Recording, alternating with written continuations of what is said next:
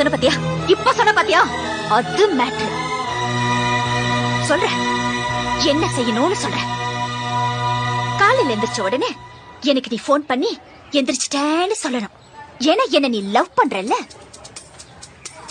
வீட்ல இருந்து ஸ்கூல் வர வரைக்கும் ஒரு சின்ன கேப் இருக்கு பாத்தியா? அந்த கேப்ல நீ என்ன பத்தியே நினைச்சிட்டு வரணும். ஏன்னா நீ என்ன லவ் பண்றல்ல. டீச்சர் கிளாஸ் நடத்தும் போது நீ கிளாஸ கவனிக்க கூடாது, என்னையே பாத்துட்டு இருக்கணும்.